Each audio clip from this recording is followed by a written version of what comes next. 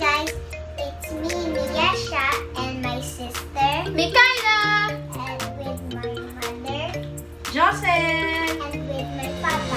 Michael!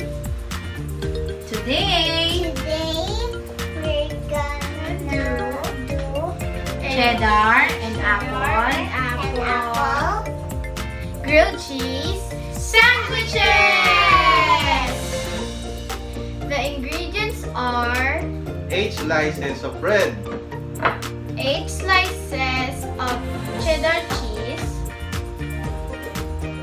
half slice of apple cut into thin portion, and butter.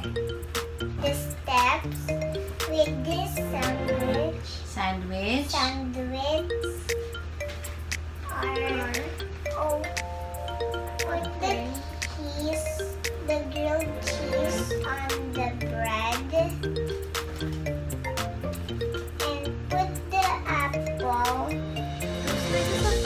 slices of apple on the bread,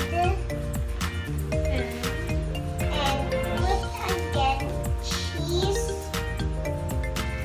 on Top of it, top of it. and we're gonna close it again with the bread. We're gonna do it on all the bread. The next step, we're gonna put butter on the waffle maker.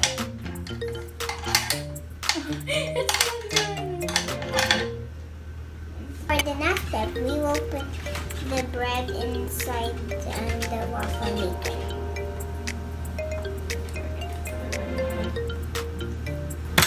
Presto, we're done with the cheddar apple grilled cheese sandwich. Oh, look at that. Oh, yeah.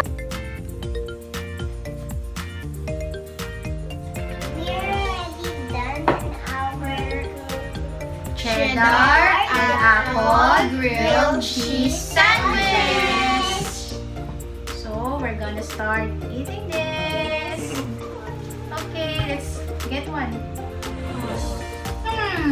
Yummy! Yummy!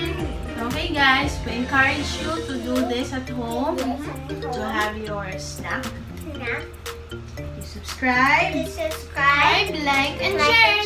See you next time guys. Bye! We're baking.